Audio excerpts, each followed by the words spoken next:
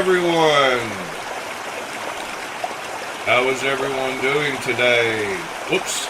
Well, that's not the right thing. Hope everybody is doing well. I've got to get rid of this water sound, which I don't know how to do because... Let me just do this. Oh, all right. No more water sound in my ear. I know it went away for y'all a second ago, but good morning, everyone. Hope everyone is doing well. Good morning, Mr. Nick. Let's see. Mr. TC, Mr.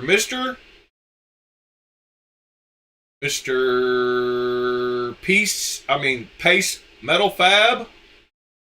Mr. Knives Our Life. Mr. Sever 7. Mr. Drummer. Mr. Audioitis.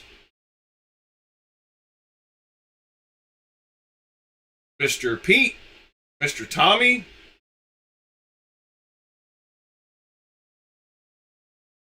And Mr. Michael. Who else? Anybody else? I think that's about it. Mr. Whalen. Good morning, guys. How are you gentlemen doing this morning? It's about time I switch my mat. Let me see what else I got here. See if I got the stain out of this one. I think I did, but... Remember I spilled oil on this one last week.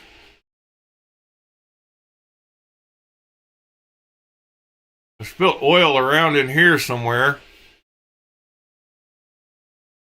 So I tried to wash that and get it off, and it looks like it worked. Switch up the background a little bit. So, pocket checks. What did I have in my pocket last night? Well, I got a couple in the mailbox. I got this Kunwu Zen. So I've been carrying it in my front pocket. I had to give it just a tad more tension on the detent, but man, this knife is very tunable. It came with skiffs pre-installed. So it's got pretty sick action. It feels like skiffs for sure. I like the flipper tab on this knife. It's kind of hidden in that notch. But I don't like the front flipper on this thing. It's not easy to get to. You can do it, but it's not comfortable at all. I was thinking about doing a flipper tab delete on it, but after I've used this front flipper, I think I'll leave the flipper tab on this one, but I do like it. Which brings me to the second one I got yesterday. Oh, Nick, yeah, I love this watch. It's a Omega Riders Cup Seamaster.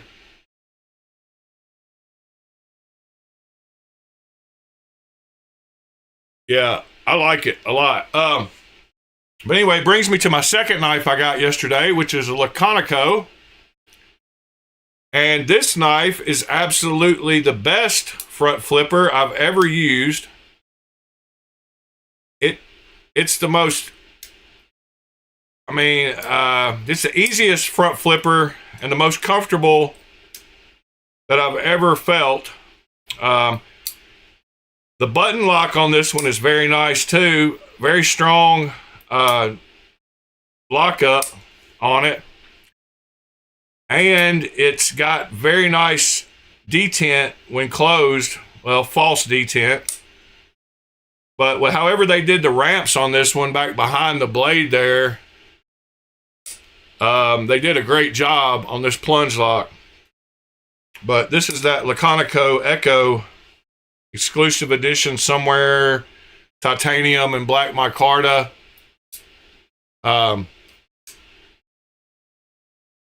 But this one is just super simple to front flip. And then this one, if I have my finger at all on the lock bar, which the knife is big, it's kind of hard to hold it without putting your finger there. But even if I don't, it's not, this front flipper does not work well. But if I have my fingers on that lock bar at all, I can't hardly get it to front flip at all. But this one, it's because it sticks up more in the center of gravity. It's just so simple. And this one's comfortable. I like this little knife. Feels good behind the curve here. I can barely get 4 fingers on it. And then it's got the flat spot up here.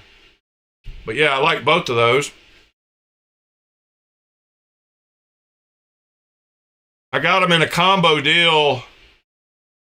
I think I got them for like $120 and $40 for this one. So I think I paid him $160.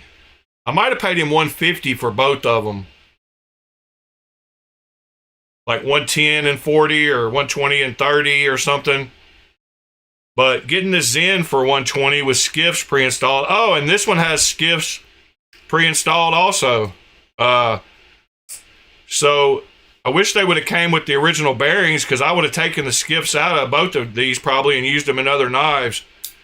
But they probably don't need it. But they do feel very nice with the skiffs in them. But getting 2 knives with skiffs in them for $150, great deal. Yeah, Nick, that's titanium and black micarta. Titanium all the way back behind there. So yeah, couldn't pass that, getting another Ray knife for that price, and another Kunwu that's not going to cut my palm when I close it, like the Chad did. And this flipper tab is very nice. And like I said, I don't mind when they take out the notch of the corner here. I might take it down a little bit. I might remove a couple of jumps on it just to where it's kind of in line with the scales. Yeah, $30 worth of skiffs, so can't beat that. All right, and then the main thing I want to get to today, oh yeah, I did do my review of this little thing. And to be such a small knife, 3-finger knife, it's pretty comfortable in the hand. And the cutting geometry is okay. It's got a sharp point on this corner, though, that digs into your palm. I could feel it. It's an all right little thing for what it is for their first knife. It makes me curious about what they'll come up with next. So maybe they'll get some of it worked out and have something else cool. But it's different.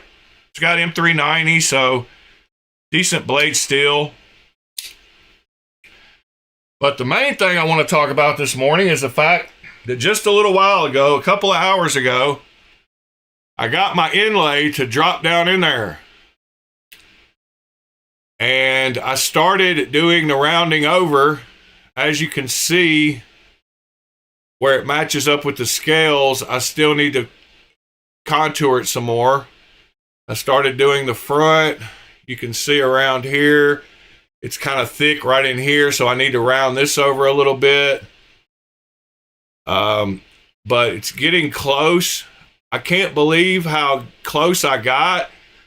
I only messed up in that one place that I told y'all I did, and that's in this corner. I'm a little off. But everywhere else, I'm super happy with for my first inlay.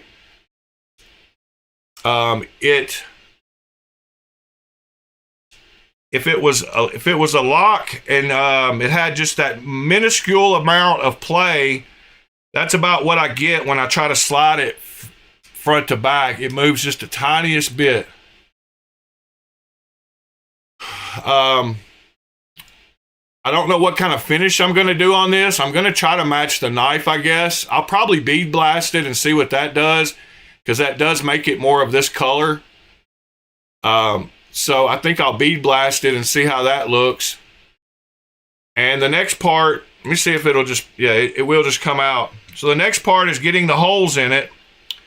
And those have to be super precise. But luckily, I can use this as a guide and clamp or glue those together and make sure I get my holes lined up good. Use my drill press. So I've got to put those 2 holes in there next. I'm going to continue to round it over a little bit. And then I got to figure out how to countersink around those holes. You can see it drops right in now. It's pretty dang comfortable. And it looks like the Mini does now. Let me grab the Mini. We can compare them. I know you can't see the pivot, so it kind of makes them look a little different, but let me see here.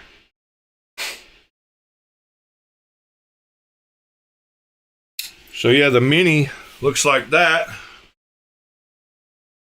So I will sand this and get it super smooth. But you can see the color difference in this one from the dark gray to the light gray on the inlay on it. So I think if I bead blast it, I don't know. I'm going to try to get them close to the same. All right. As far as everything else goes today, I have no idea what we're going to look at or talk about. I'm hoping y'all will come up with some things. Thanks for the kind words. I tried to do the best I could. Man, who else has got coffee? This coffee is tasting good this morning.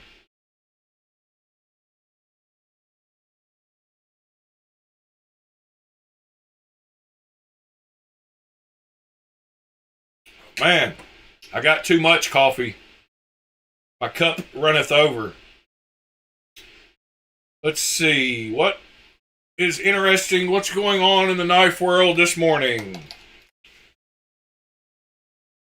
Did I put anything as far as links go? I don't think so. I was working on that knife pretty heavy, so I didn't do much else throughout the night. Oh yeah, I did put something, I think. Maybe not. I'm on Discord.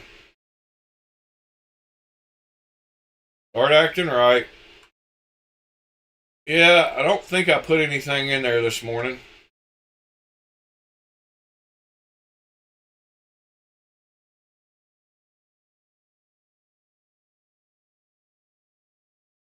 Looks like Sever got some knives and got a new drawing of his, maybe one of his new designs.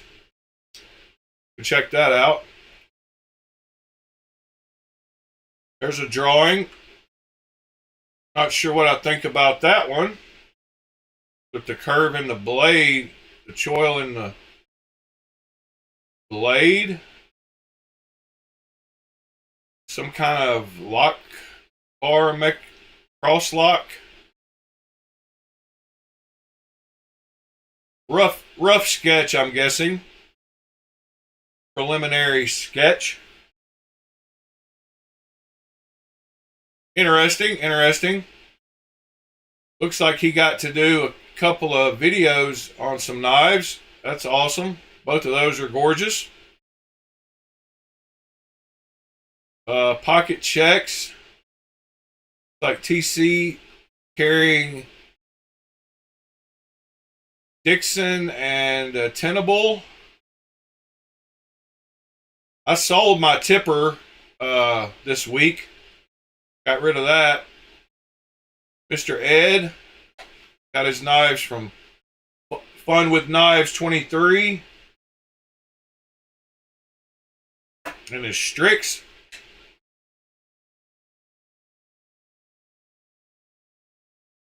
Aaron's got some bangers, boy.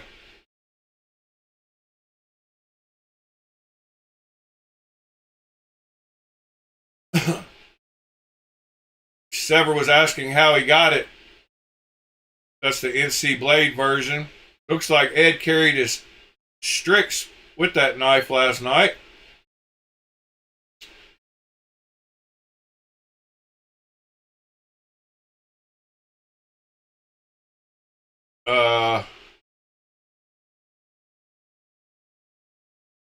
Yeah, I like that CMF print, Sever. It's a cool looking knife.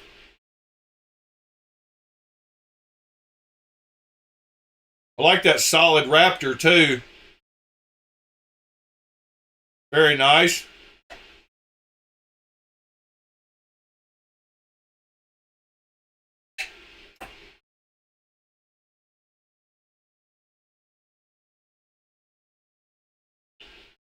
Oh, what's up, Sophie? Sorry, I didn't see that, Cal. Wasn't paying attention. Hope you get to feeling better, Sophie.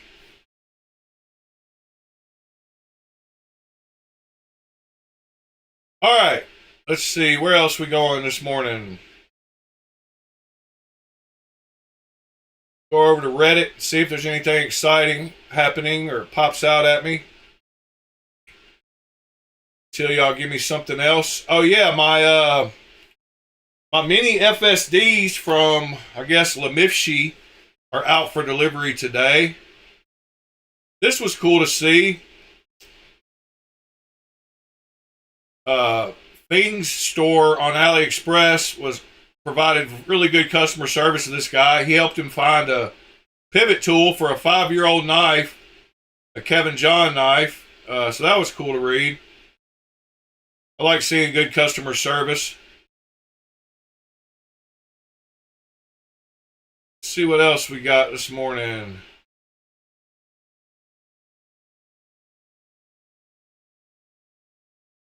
Bunch of knives been up for sale here recently on Reddit, in the Chinese subreddit. Seems like a lot of people are getting rid of a lot of knives. How much was this? $410 for this Machine Wise pen.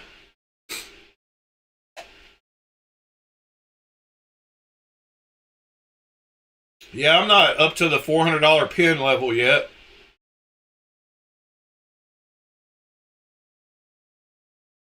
What is this XL Raptor Pina? Well, photos aren't working. Did he already take them down? There's the blade of it. XL Raptor. Ha. Not seen that knife. Weird looking knife. All right. Noel Raiden R2. How much is the R2? I need to get one of those for my $250. Not a bad price. Which version is it? It's the black. Yeah, I wish it was. If it was the plain Jane version, I might make an offer on it.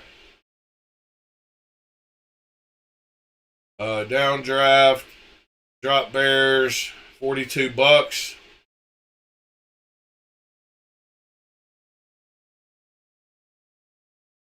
Pace Metal Fab. I don't think I noticed the cleaver talk, but there was a guy selling one of the new versions, the R&D cleaver. Me and him have a little history, and I don't really want to get into it, but This guy's been putting out a lot of these HRC results. I'm happy to see those. There's a TRM Atom in 20 CV, 59.7. But these, this guy's been put out quite a few of these. We saw, who else had the 20 CV? Yeah, so the 59.7 from TRM.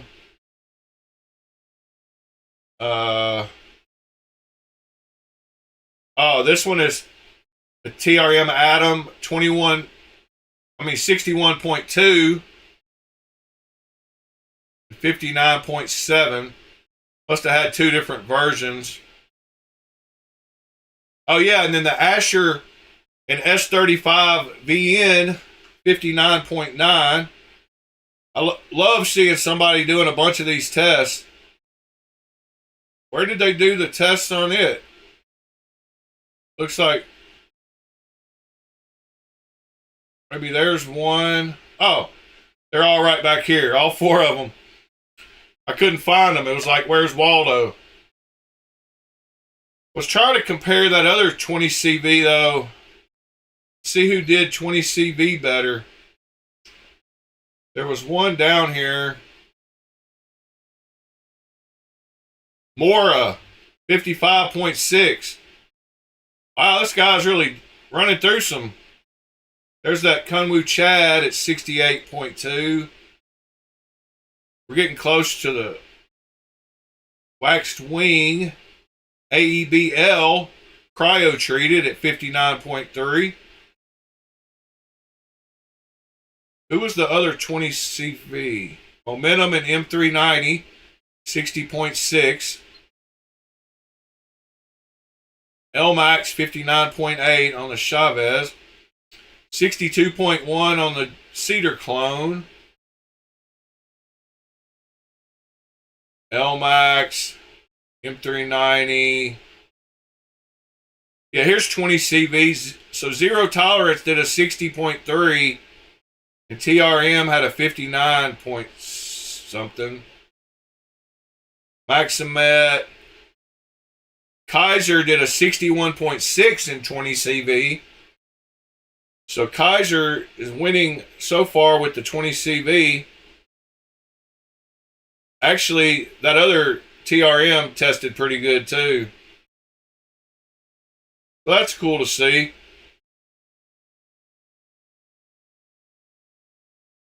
I love the fact this guy's posting a bunch of results.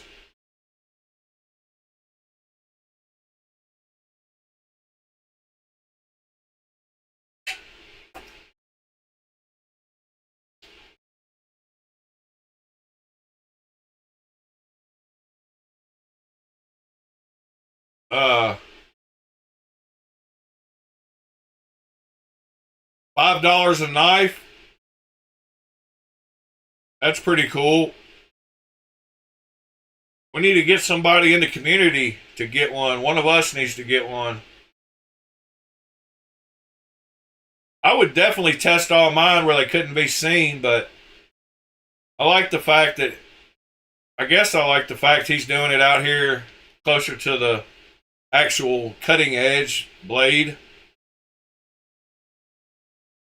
All right, enough of the hardness test. What else we got this morning?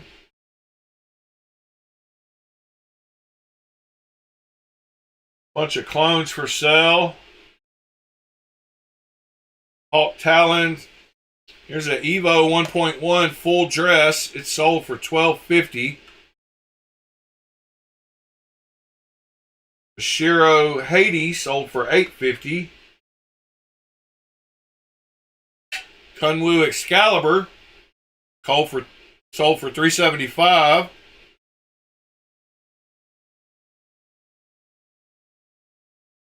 The Bull sold for $4.50. That's not bad either.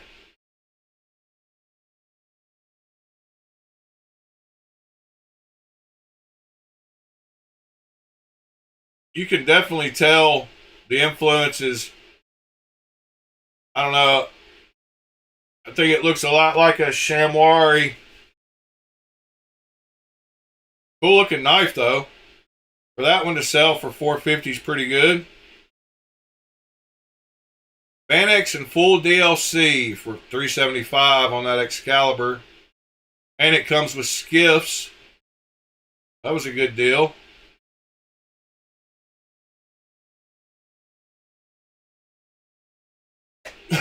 All right. What else we got today? Hole or thumb stud? That's a good conversation.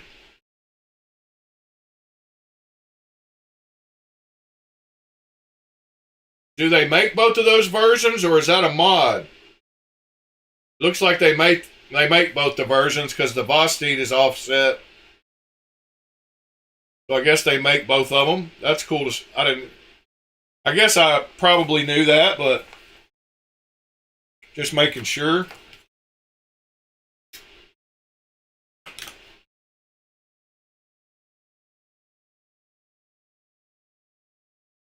I prefer a hole. Drummer prefers a thumb stud.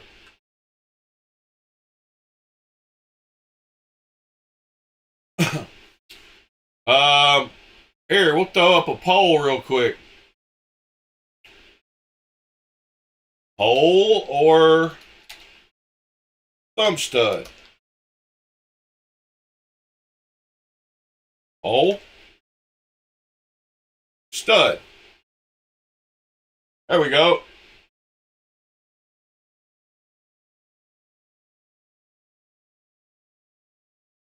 You can only vote one.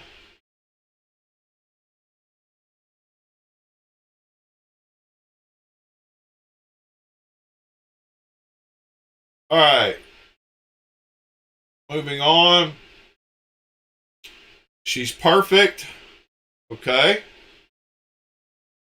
What's on your list for 2026?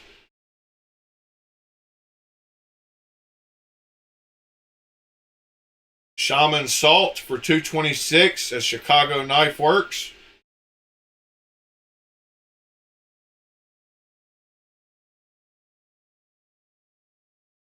Here's a bunch of what we got here. Silver smock scales, blue smock, white blurple shaman.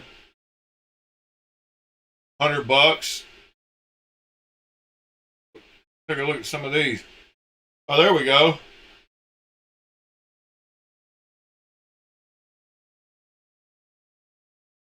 Yeah, got a bunch of scales.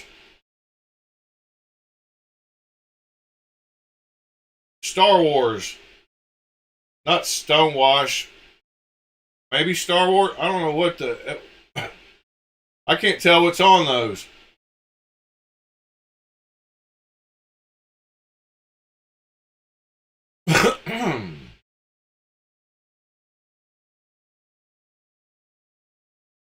Those smock ones are pretty cool.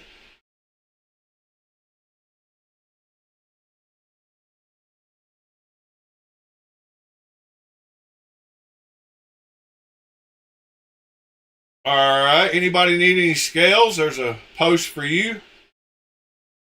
Audioitis. That might be some stuff for you to mess around with. RGT Zerkatime Meat and Boss ring. Size 10.5. That's what size I wear. I think that's what size I wear. I didn't even see the ring.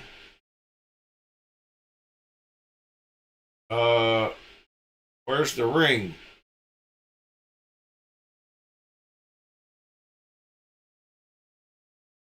Oh, there's the ring over there, top right.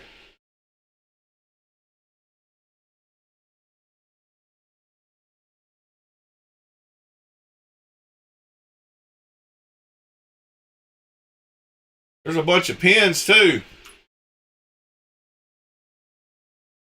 I don't know what's left, but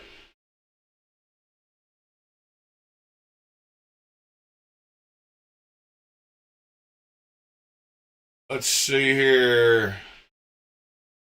Speaking of TRM,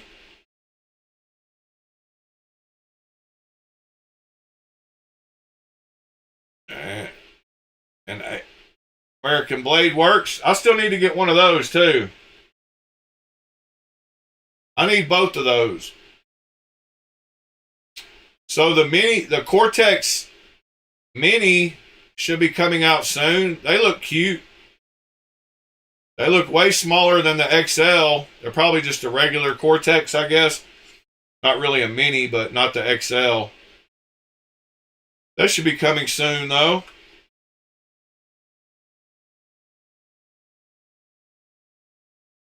Buyer's Choice Rask.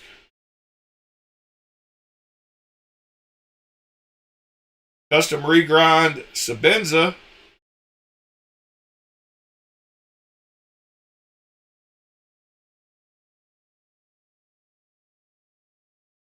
All right, what else y'all want to look at this morning? I still like that brazen a lot. I don't know why I like that knife. It's just kind of aggressive looking.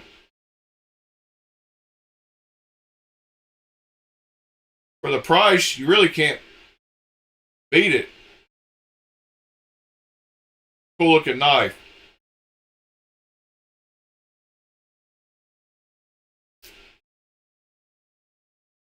Watches.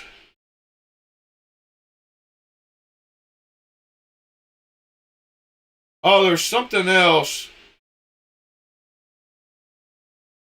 Speaking of cleavers, something else I was wanting to talk about. I hate when I forget. That's why I try to make notes when I can.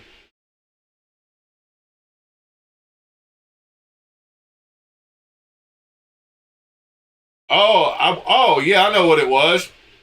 So I watched a really cool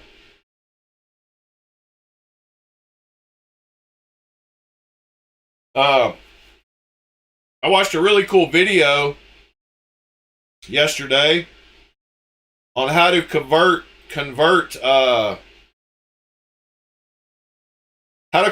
old mill to a CNC mill,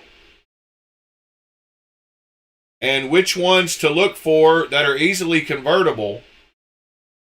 So there's a video on this right here. Let me show you this first. So this is how to convert an old style mill. 2 years ago, I converted a human-operated bench mill into a computer-operated CNC mill to make tricky parts like this. There are things I wish I knew before I started, and if you're interested in doing something similar, you might find this video helpful. I'll go through everything you need to know for choosing the mill, ball screw kit, motor kit, CNC control, and some extras that'll make using the machine more efficient. I'm not affiliated with any manufacturers mentioned in this video. These bench mills all come with lead screws. These are the screws that came on the PM30, and for manual milling they're just fine, but for CNC, it's a good idea to replace them with ball screws that'll give you more accurate motion. So before you go ahead and get a mill, it's a good idea to make sure you can source a ball screw kit for whatever mill you're looking at. A few popular mills for CNC conversions are the Precision Matthews PM25MV, PM30MV, and the Grizzly G0704. I'll be talking mostly about the PM30MV since it's what's so you can find these on eBay used. For all of them. In the US, you can get ball screw kits from Arizona Video 99 on YouTube. This is where I sourced my kit and can vouch for the quality.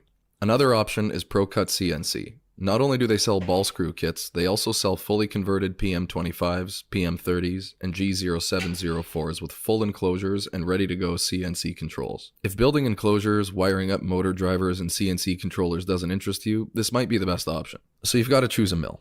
Other than making sure you can source a ball screw kit, the machine's price and power requirements will probably narrow you. So this video goes into how to pick a mill to convert to CNC and then how to do it. And then the video that led me to that one, Genius is 1% hold on, what was this one? And it's, can you make nice parts with a hobby machine? In this video, we're going to make some high-end stainless steel camp knives on a low-end homemade CNC machine. I'm going to be giving these away to a few subscribers, so if you'd like one, I'd ask that you like, subscribe, and leave me a comment below. A few clicks for you goes a long way for me in paying for these materials and bringing you more low-quality YouTube content. We'll go through every step in making both the blades and the handle scales, as well as the design and machining of the fixtures that we need to make them. There are 1/8 AEBL blades with a full flat grind, and the handle scales are made from G10. The CNC mill is a converted Precision Matthews PM30MV, and it's running a Centroid Acorn control. I've left a link in the description to a video that goes through every step in making your own if you're interested. It all starts with the design in 3D. The CAD program I'm using is called SolidWorks. It's an expensive software I've got access to through my day job, and if you're interested in 3D design, I'd recommend Fusion 360. It's free to download, and you can do all the same things you're going to see in this video. For this knife, I wanted it to be disassemblable, so the handle scales aren't permanently pinned or glued to the blade. They're held on with number 8 machine screws and threaded into some standoffs that tightly clamp the handle scales to the blade. Once there's a design, we've got to think about how we're going to hold it during machining. For my knives, I like using a fixture plate with 2 stations. So it's cool seeing him lay out his fixture plates. In the first station, we machine the right bevel only. So he makes the bevel, but this is all using that CNC that he put together. We machine the left bevel, then cut out the final knife shape.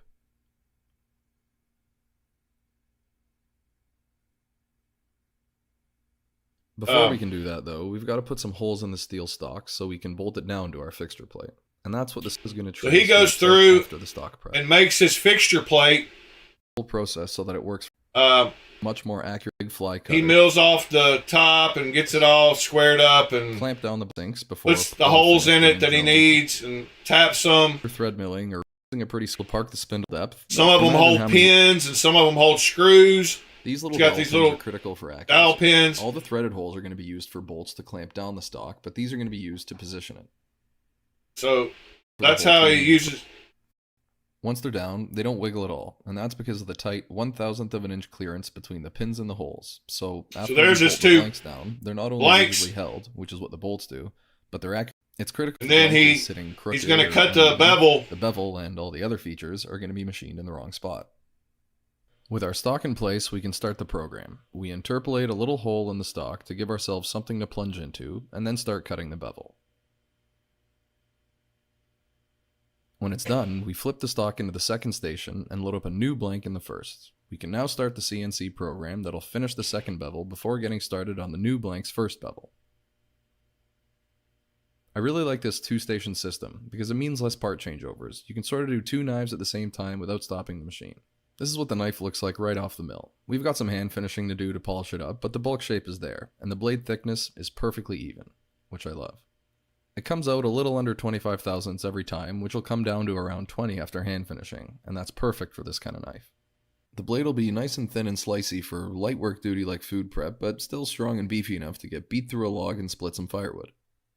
We also need to make some handle scales. Those transparent boxes around the scales represent the G10 stock we're going to machine them out of. Ideally, we'd want to hold the stock up on some kind of pedestal like this to give us left to these. So then he makes the handles. The dowel holes will go in first.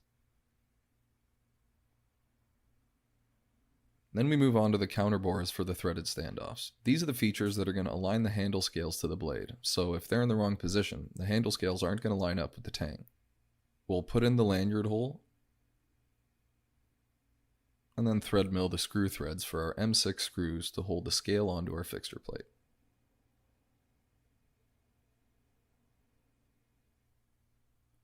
I check the threads and dowel holes for fit before moving on, just in case. If we catch a mistake here, we can still fix it. I also like to add this 20 thousandths deep relief, which is inset from the tang about 150 thousandths, and this will seal the perimeter of the scale against the blade 6 times tighter, just to guarantee that no dirt or moisture make their way in. Now we've got all the features we need to hold the stock to the fixture plate. Again, the dowel pins let us accurately locate the stock, and the threaded holes let us bolt the scale down from the back. Now the scales are rigidly held in position for final machining, and everything should come out aligned perfectly. The fixture for the scales is made in the same way as the blade fixture. We start with a raw 1.5 by 2 inch bar and square it up. We then rack it so he's backside. I haven't watched this whole video, so scales has a large 60 thousandths radius. 60 thousandths below the box for that final finishing cut. Last, we put in the dowel holes. A tight clearance here between the pin and hole is super important. So the scale fixture's done. we can load it up in the vise. Let's show the CNC program where the reference position didn't show it. Back to this with the counterbores. Come on, cut it. We start shaping the scale. The first thing to do is to cut out the main 2D shape. After that, I like to run a 3D adaptive toolpath that'll rough out the 3D shape. It doesn't leave a very nice finish, but it removes the bulk of the material so that the finishing toolpath can do its thing, which is finally removing any remaining material to achieve the final shape with the best possible finish. Right off the machine, the texture and grain of the G10 are hidden in a chalky finish. But a little bit of WD-40 and a quick buff brings out all the detail of the grain and the color, and I think the black's my favorite. Now we've got some blade blanks and handle scales. These have been roughly hand finished in preparation for heat treatment, so they're not perfect yet, but this is a good time to check the fit. And this is where, if you're making the first knife, and if you've made a mistake somewhere in the process, it's going to show up. I aim for a fit between the perimeter of the handle scale and the knife tang of about 2 to 3 thousandths of an inch, which is around the thickness of a human hair. Now, if I'm being honest, that's not so easy to hit on these little hobby machines, but when you align the stars, it does happen. I found that if all the dowel fits are tight, and I use the same work coordinate offset to machine the fixtures as I do to machine the work pieces that get mounted on the fixtures, and the machine is warmed up before starting the job, the accuracy possible on these little mills always surprises me. Now, if you do have some misalignment, you can fix it on a belt grinder by shaping the assembled knife, but I really like the idea of having everything perfect right off the machine. Sometimes somebody using one of these knives might want a different set of handle scales with a different color liner or texture or something, and being able to send them replacements that are just going to fit right out of the box is really nice. After heat treatment, the blades are a little blotchy and discolored. But some hand finishing after heat treat brings back the satin finish brighter than it ever was. And that's what you see on the bottom knife. The knife at the top was glass bead blasted, which gives a uniform dull finish that's also really nice and makes the primary sharpen bevel really pop. The very last step is to sharpen the knife, and I use the Lansky sharpening system. It takes more time than... So anyway, I thought that was a cool video to see that little CNC doing a bunch of stuff. Alright, so we prefer holes over thumb studs. 15 votes. If y'all hadn't hit that like button yet, please do so. Cliff, good morning, sir. Cat Scratch, good morning. Robin, morning, sir. Mitchell, anybody else? Pete, good to see you back. Yeah, I was real interested in converting, so let's look up one of these real quick on eBay and see what you can get. One of these mills all come with leads. It's a good idea to replace them. Just like he got. A few popular mills for CNC conversions are the PMC 30, PM25 MV, PM30 MV, PM30 MV, PM30 MV, PM-30 MV, PM-30 MV. All right. These are all brand new. Let's see. Auction. There's only 4 of them showing up. All I got looks like is new ones right now.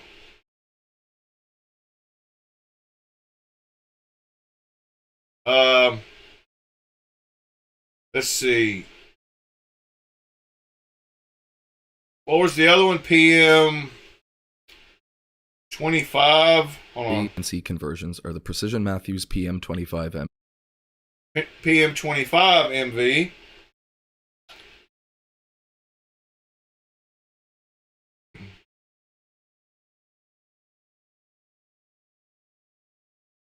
Oh, those are just the LED lights. Yeah, that's a crazy price for them new. I mean, it's not a crazy price. You can turn one of these $3,900 machines into like an $8,000 machine by adding another $1,000 worth of stuff to it and do it yourself. So you can save $3,000 or $4,000 by turning one of these into a CNC mill. Free shipping is worth a lot with that one. But yeah, Facebook Marketplace, you can find old mills. And it sounds like PM30MV and the Grizzly G.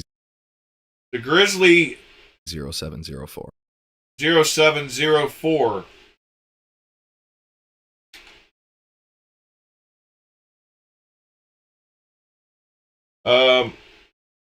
Yeah, so that one's cheaper too. You could get into that one probably a little over $3,000 for the with the CNC motors, ball screw. He said Arizona 99 has the ball screws, I believe. Arizona Video 99 on YouTube. Arizona Video 99. Arizona CNC kits.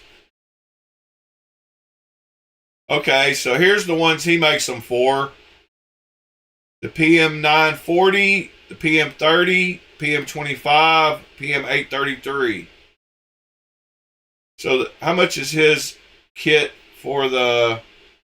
Wow, it's $1,000 just for the ball screw.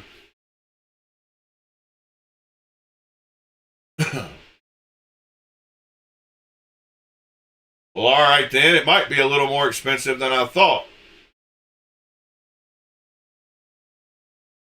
Huh.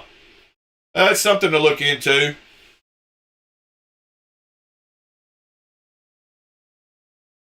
I found it interesting. Kind of what I like looking at in my spare time. Can't wait to get the holes in this one and get it finished, rounded off here.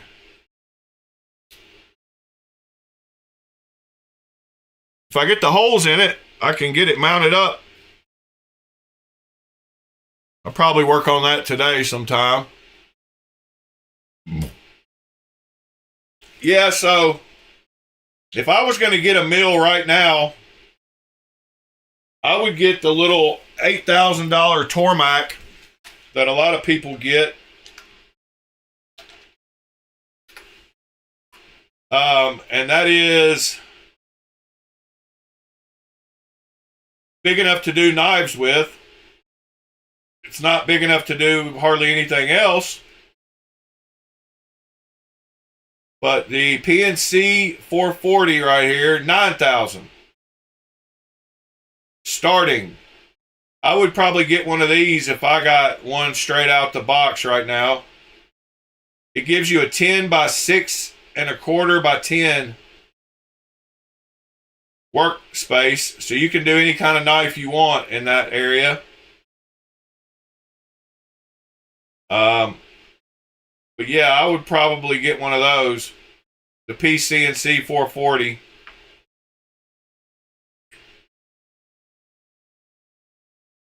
Oh, thank you, Robin. Yeah, I showed it earlier on the video. I finally got it fit in there. And I did a pretty good job, except for this one little corner. I took off too much metal, and you can kind of see down in there. But I was happy with the curves. All my curves matched up. This point down here matched up. Yeah, I took my time. Like I said, you know, it's better to go slow and get it right.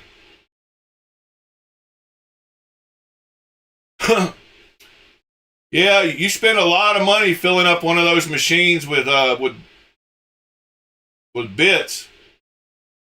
That's for sure, TC. But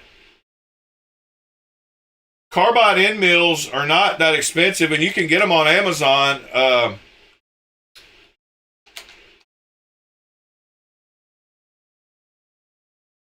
You know, they're not terribly expensive for a set of, end mills.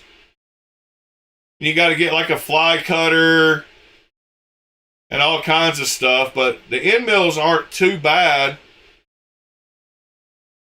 The fly cutter,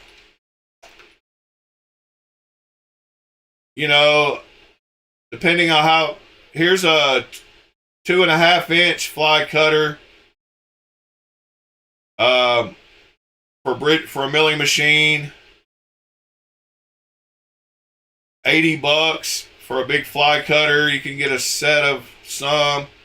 These adjustable ones, they're all, I guess they're all that way, but some of them are solid and some of them are adjustable. 4-inch one, $115. You would just have to acquire a bunch of tools, more tools.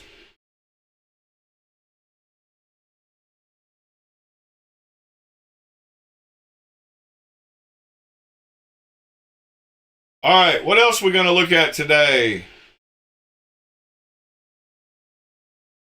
What do y'all got going on in your knife worlds? Oh, there's the cleaver. I guess this was the cleaver talk he was talking about earlier. It's pretty wild. Somebody posted the rad cleaver.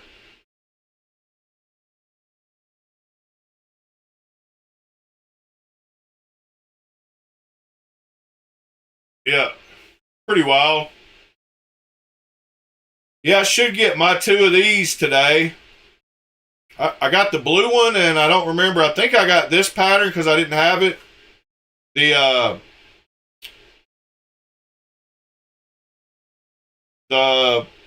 whatchamacallit, the Wilson Combat pattern.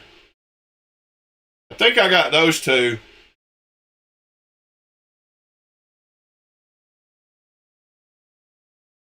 Oh, okay. The Lemifshis have way better jimping, it looks like. That's cool to see.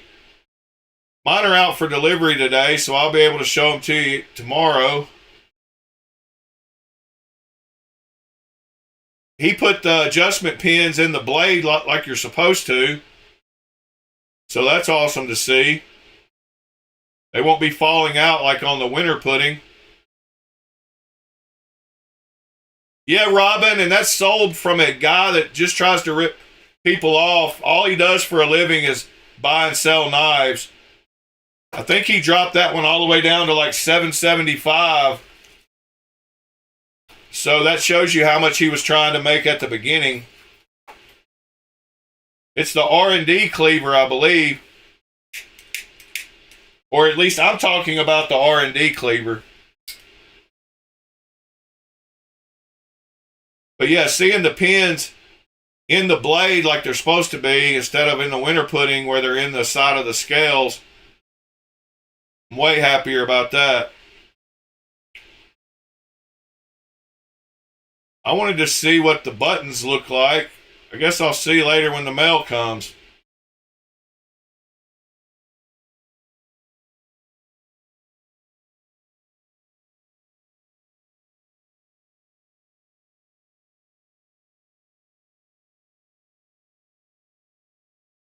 Yeah, that guy, I don't even want to get into it, but we've got history, and I don't want to talk about him, but guess I already did, but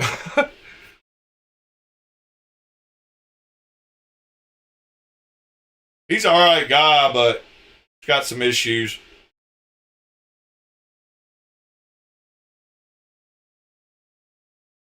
Alright, y'all give me something else to talk about.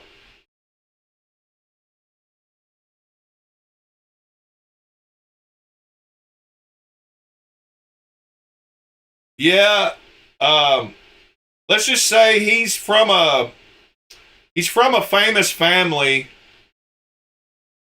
And I'll just say this, he's from a famous Hawaiian family, and he's kind of lived off of that fame his entire life. And now he's like a 33-year-old who lives with his mom and buys and sells knives all day long instead of getting a job. So you know how I feel about him.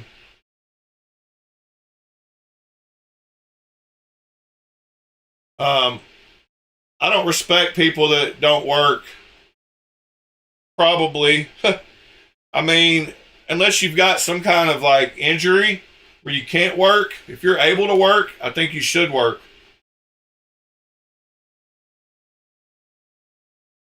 And so living off your family money and sitting around buying and, you know, he's only got a certain budget because he's only got a certain amount of money, knife money. So he just keeps buying and selling new ones and getting rid of old ones.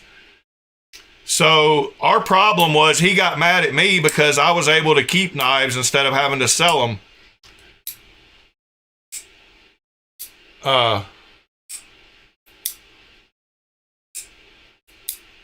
So anyway, I don't want to mention who I'm talking about. It doesn't matter. He's just a Redditor.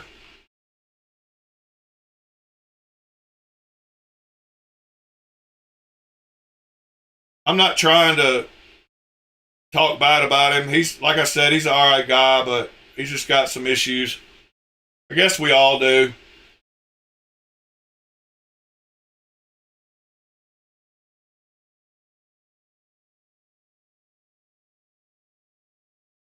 He spread lies about me and stuff, and I just kind of just let, I don't know. It's a topic I've discussed in some of my earlier videos, if y'all want to go back and watch some of those, but not a big deal. That's a pretty knife. I'm a firm believer, add milling to something, it makes it look better instantly. But that's not a bad looking knife overall.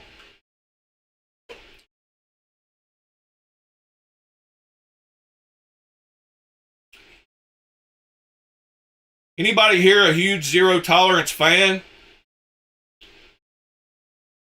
I'm not a big Kershaw fan, but I don't mind zero tolerance from them because at least they kind of remind me of their old quality.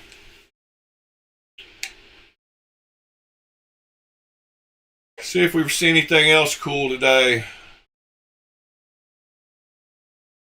That's a pretty cool pattern.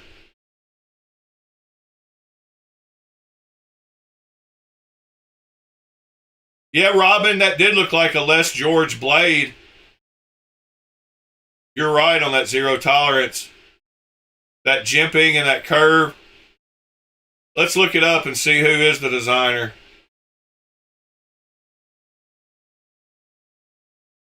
Yep, Les George.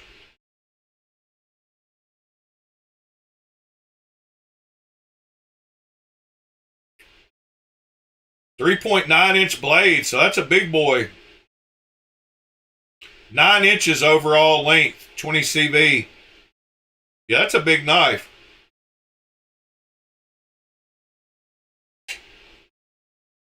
Yeah, Cliff, I don't know what's up with the pry bar thing either.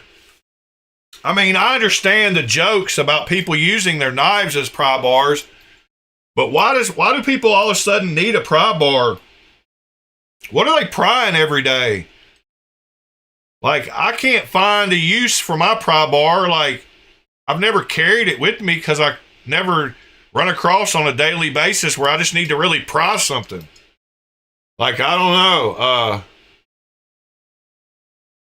Like, I grab a flathead screwdriver if I need a pry bar. They're always more accessible and do the same thing. So I don't know what these people are prying every day. I couldn't answer it. I think it's just another piece of man jewelry.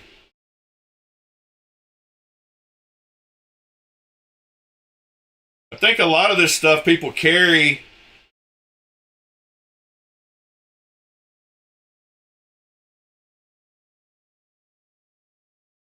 Yeah, I just don't. I would love to hear what people use their pry bars for, because it kind of intrigues me. But I just don't know. I guess if you carried one every day, you'd probably find a use for it. More so than if somebody that didn't have one, you're like, oh, I could pry that off. But I don't know. I'm not doing stuff on a daily basis, but other people that work in different fields, like, sure, like people like Mr. Ed who work on conveyor belt systems all day, he always needs a utility knife. And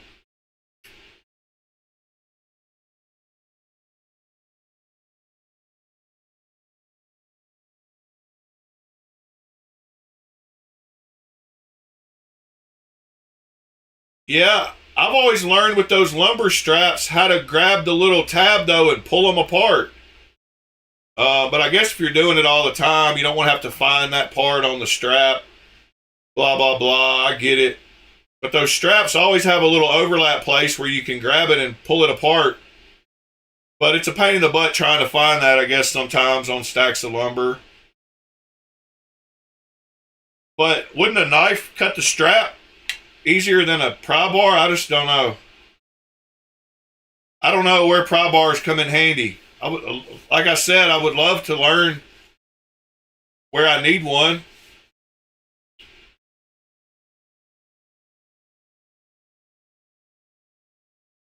But yeah, it's a topic. But that subreddit called pry bar is for broken knives when people use their knife as a pry bar. So pry bar. There's a subreddit called pry bar. And this is a bunch of people who have broken knives because they've used them as a pry bar. So I kind of get the idea of that. There's a guy who definitely uses pry bars. And if you did carpet work, or I bet that guy's a carpet, well, no, he might be a roofer to pull off shingles, carpet guy to pull up carpet tacks.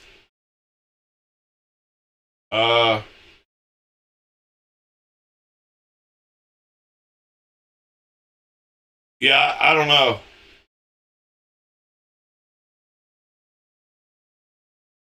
I could understand. I love that video. It's so suspenseful. You get like caught up in it. Like, what's he? It's a nice knife. Like, and I like how he covered it up with his fingers the whole time.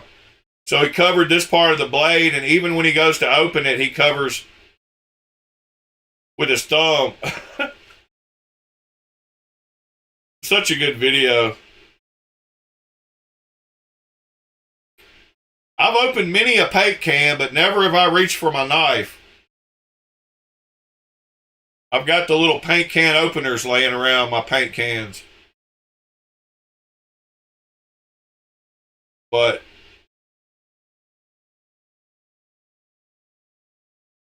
I've got an old buck from when I was young. It's missing the tip because I pried something with it. So at some point, I guess I learned not to use a knife as a pry bar. I could see using my pry bar to lock a bathroom door, but I don't use public restrooms very often either, where I need to be sitting down in there. We'll just leave it at that.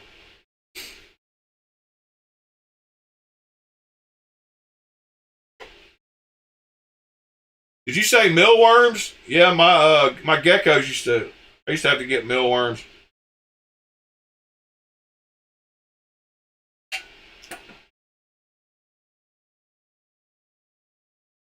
Yeah, a drummer. I've grabbed all kinds of stuff to open boxes with. But a lot of times, breaking down boxes, I just use this right here. I just punch through the box and grab it.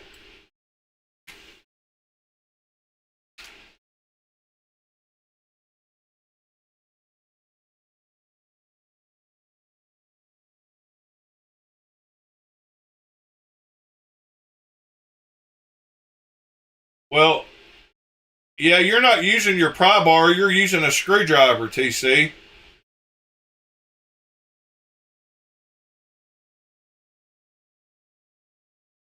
but that's one use for it for sure.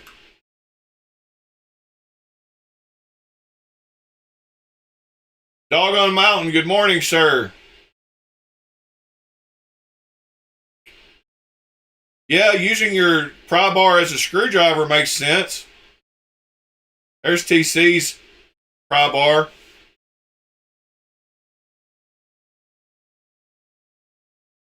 But that's not using it for the purpose it was intended for. But you're at least using it. I would probably start a fire with this thing. I'm more likely to start a fire or use these little wrenches than I am to use the pry bar on this one. Not sure what those fit though. If that one's a 10, well, those are, yeah, I don't know what those are, what size those are. But the fire starter I would probably use on this thing before the pry bar. And it's not a great tip to get into something. If most of the time when I need a pry bar, I need something tiny. Because if you can get this in there, you can get a screwdriver in there. But like most of the time when I need to pry something, I need to get this little thing and find the little tiniest, smallest flathead, like one of these. Like if I need to pry something open, it's because I need something super thin like that. But it's a thing. More man jewelry. My sticker.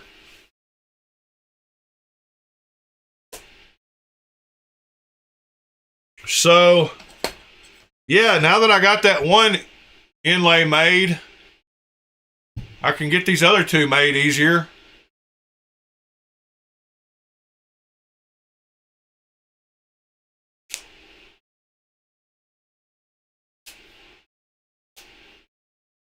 I'll tell you what, this knife has a terrible clip.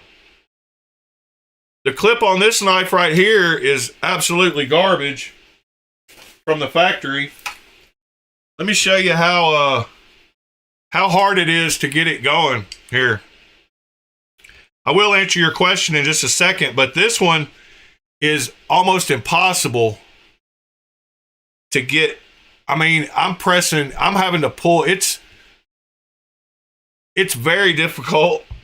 It finally popped on, and it leaves a line like down your clothes. It's way too tight.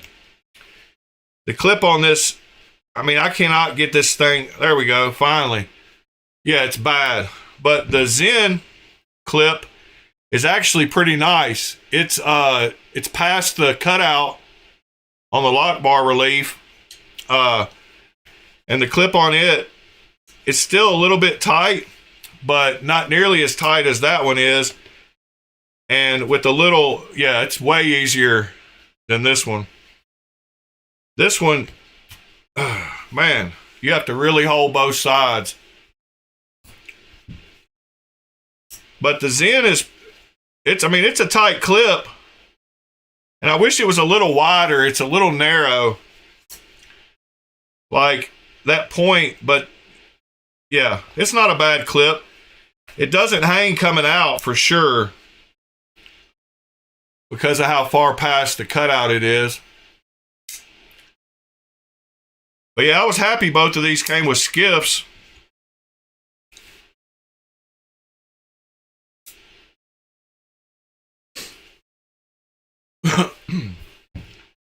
This one has a good clip, of course.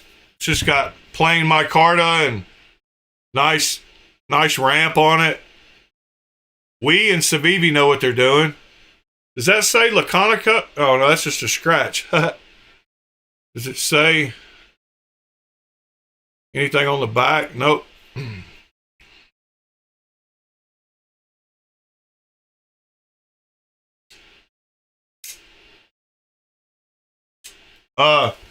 Yeah, it's not bad, and it's got good. It's got a good locating tab right there for the clip. So right here, it's got a very nice locating tab. I mean, locating notch around the clip to keep it from spinning. You know, it's got multiple sides with a shape in it there to keep it from turning. So it locks into place really nicely when you tighten it up.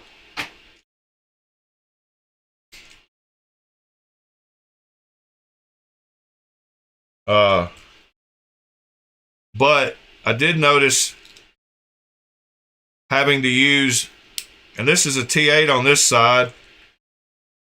This is a weird thing. It's got a T8 on one side and a T6 on the other because of the clip.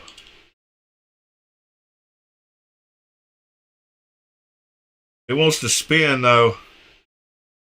See if I can get this tightened back in. There we go.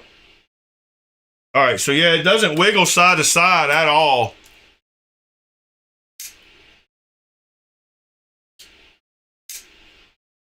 Yeah, it's keyed.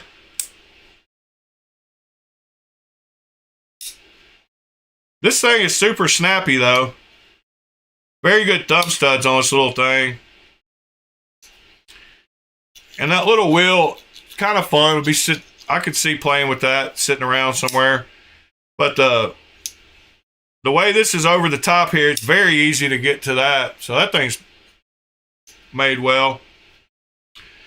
I wish that this one came up over the top more like that one did.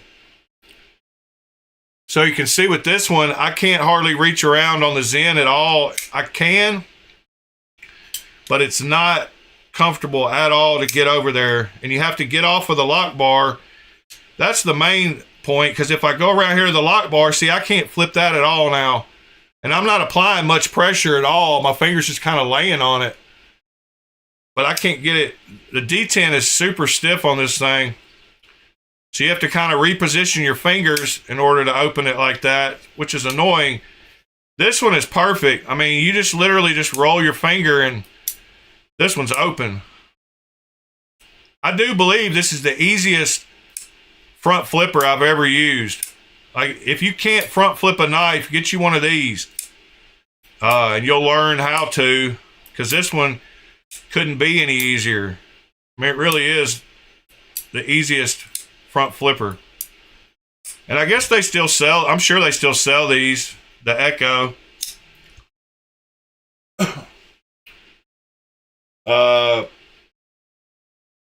CJRB, EKKO. Yeah, so $58 for this little knife.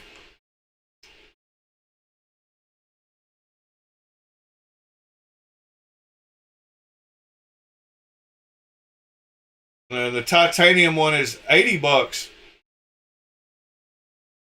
That's pretty awesome. I would have rather had that full titanium one, but I got what I got. Mine is some exclusive version from somewhere. Exclusive, micarta, titanium.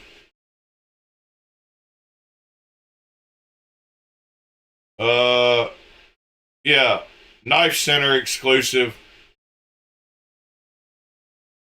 I think I paid $30 for it, or what in my mind was $30, and then $120 for the Zen. I think I paid $150 for both of them.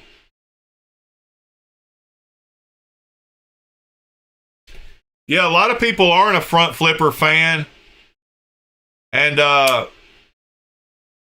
I used to not be, but even a non-front flipper fan would like this one. That's what I'm trying to say. Like, it doesn't take anything. Like, you just barely touch it and it just opens. Like, I don't know. There's something special about the geometry and the lines on this and how it is from the pivot to the front of this, it's just effortless. Like, it feels just as easy as anything else. I don't know, it's super easy. Oh, and you can also do the, you can drop your knife. You can do the light switch thing with this one. I can't, but it's so easy that you can. I've never been good at that.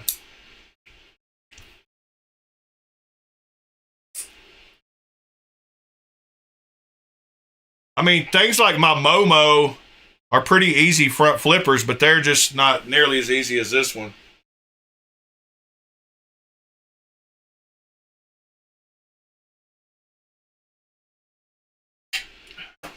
The Dawn and the Mini Sweeney.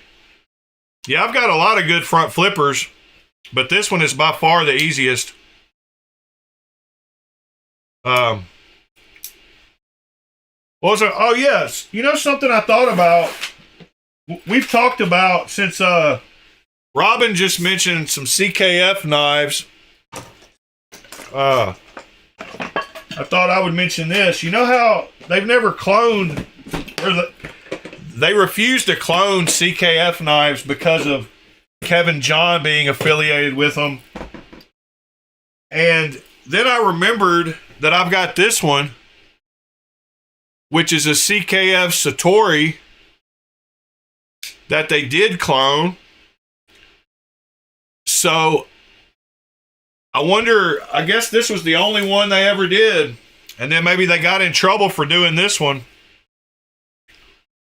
But this is a CKF clone.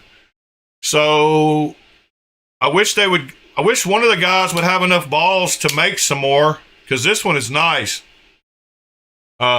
This one is real nice. It's a Satori hollow grind. Doesn't have the CKF logo.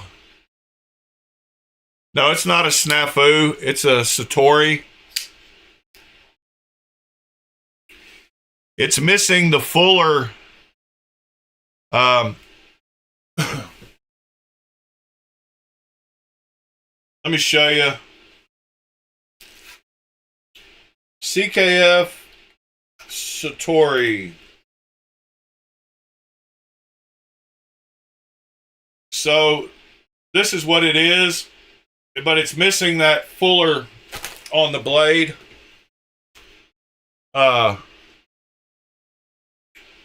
And I think the one back here might have the grooves in it the same way. No. But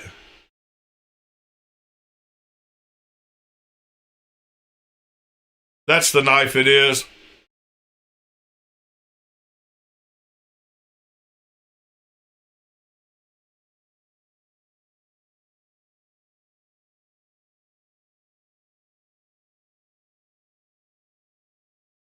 Yeah, it's a pretty nice knife. Having that fuller, there's a couple of people have done that mod to these knives. I wish I had a milling machine that I could mill a line in it. And it's just guillotine. I mean, you can't get it to stay up for nothing. Like it'll hurt you.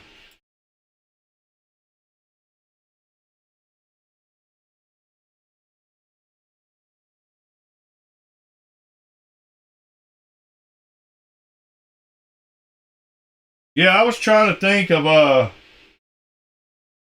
some of my other good front flippers.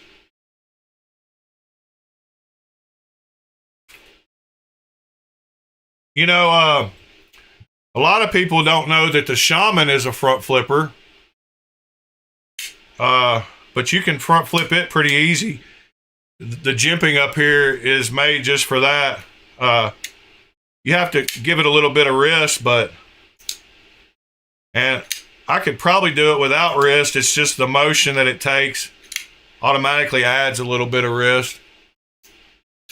But even ones that don't stick up above the, you know, if the jimping's good, then you can front flip just about anything.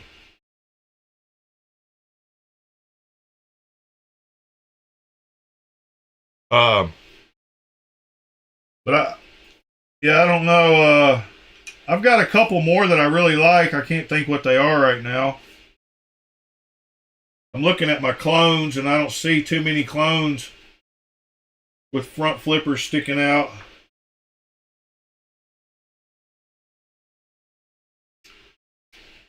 Can you do the Python? You can front flip a Python, but it's not easy. But jimping matters for sure.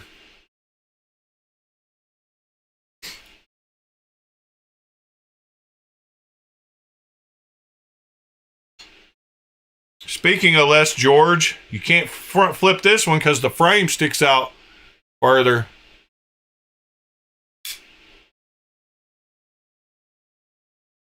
The VECP is a nice knife though. It looks a lot like that zero tolerance though, the blade for sure.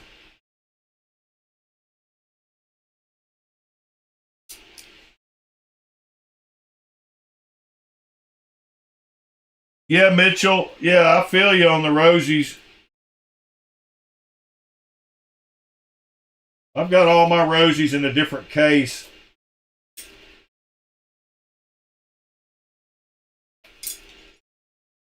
So I really can't get to them at the moment.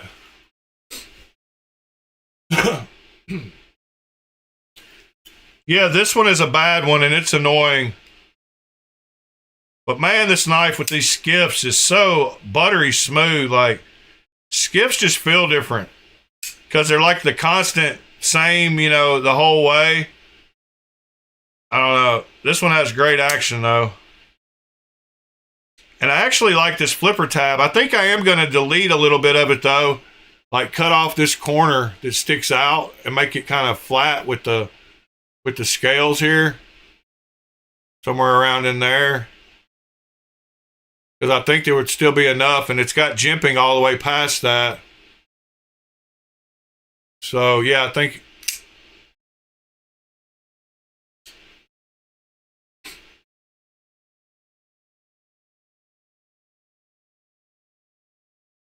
Oh, good morning, Christopher.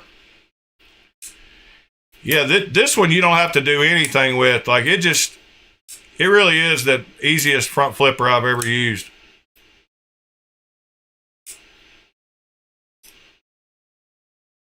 But this one, you definitely have to use some wrist. I don't mind because usually I'm so used to like using my wrist and then going to cut whatever I need to. It's like it's all in the same kind of motion. Now I just kind of flip my wrist and then go to cutting. Like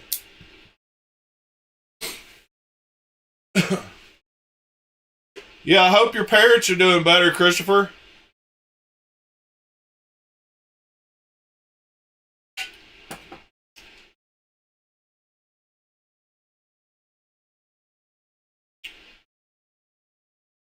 Well, all right, guys.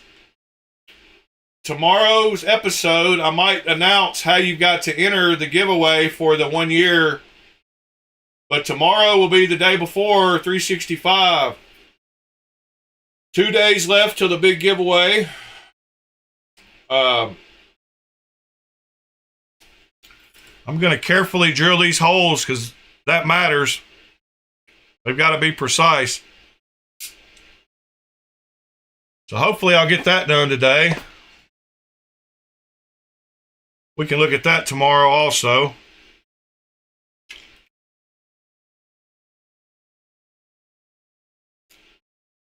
That skiff in this one was about to move out of place. What did I do with the... Oh, there it is. Yep. I'll have to glue these together and get my holes made.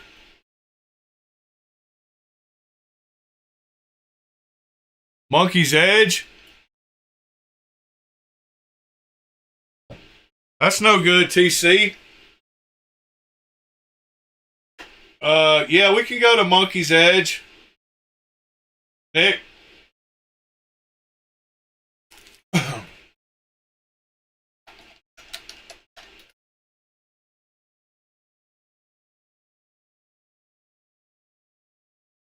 What are we looking for at?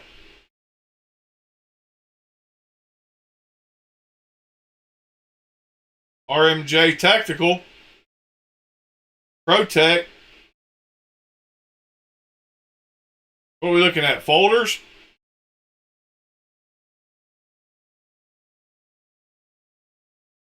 Bunch of CRKs.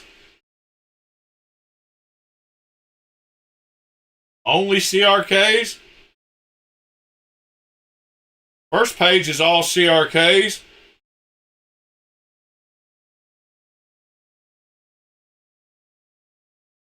Second page is all CRKs.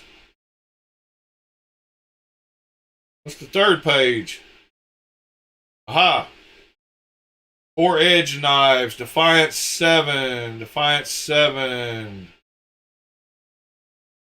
Got some pins. Bell holter. Pretty cool looking pins. Oh, that's got an X-Acto blade. That's not a pin. That's not a pin. This is a pin. How does the blade really go back up in there? That's weird. It almost looks too wide for the hole, but y'all wasn't even paying attention. Oh, these are all knives. Craft tie bolt knife.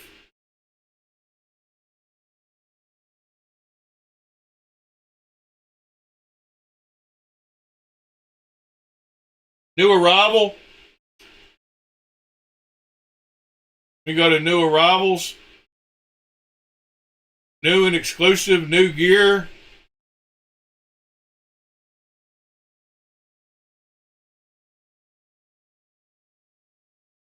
Tough Rider Precision Press Series.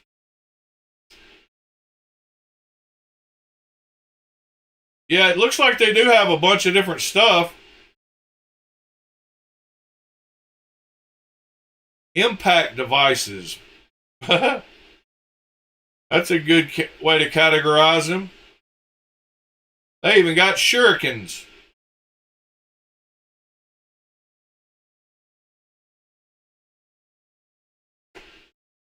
Huh.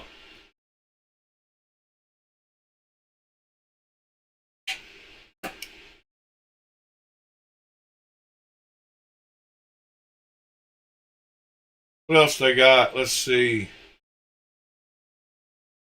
Edged tool parts. Oh, pocket clips. Writing tools, pocket gear.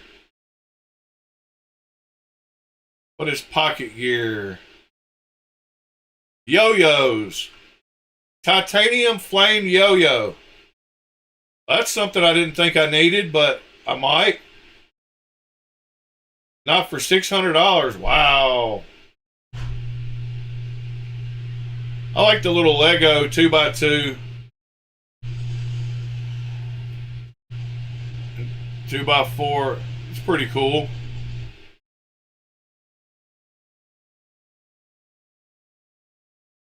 Wow, that 2x8's super cool.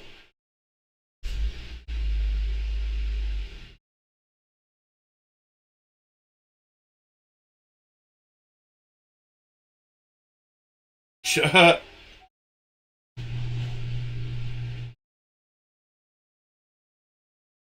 Wow. That's different.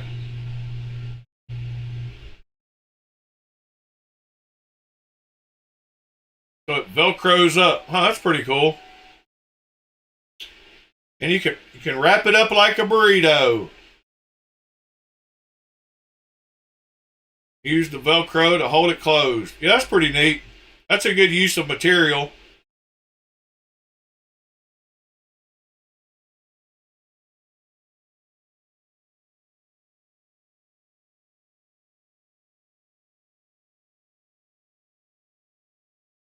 Yeah, that's pretty cool too.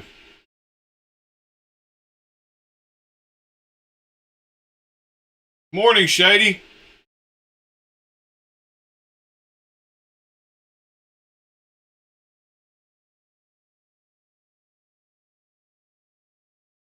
Yeah. My Harsey does have that logo on it. It's not sure what it. I forgot which version this is.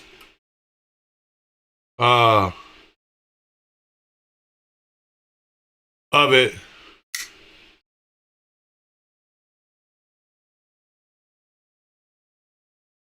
But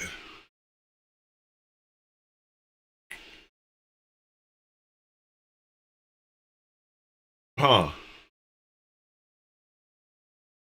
guess that's where they got the file or the model from.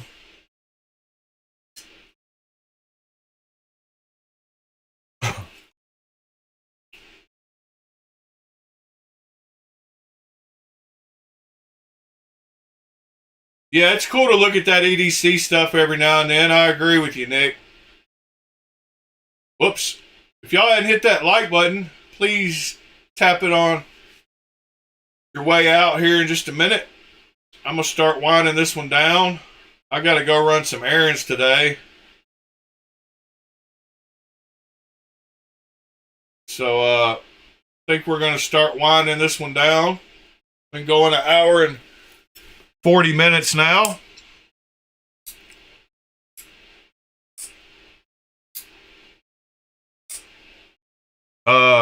Y'all think of some knives. Tomorrow will be New Drop Friday, so y'all think of some new ones you want to look at tomorrow.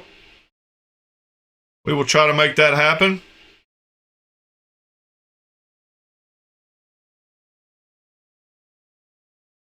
I got to figure out how to get these holes exact.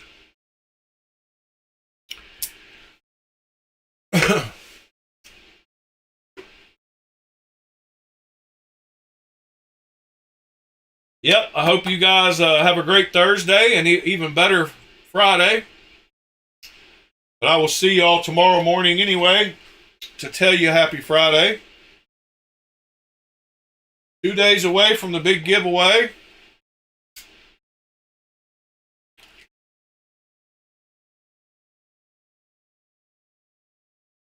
Hope you all are having some nice weather. It's supposed to warm up here today, I believe. Appreciate you, Michael. DC, thank you, sir. Fret comes in today. Yeah, let's see some pictures of it tomorrow. I agree. Anything Legos is pretty cool, but titanium Legos are the coolest.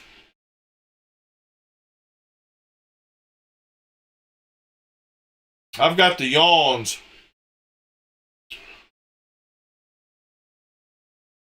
Let's see if we can end it watching a little bit of river.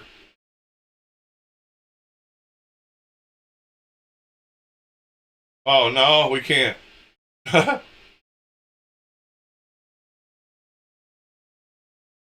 Yeah, I would like to get some snow, period. It would be nice to see some snow.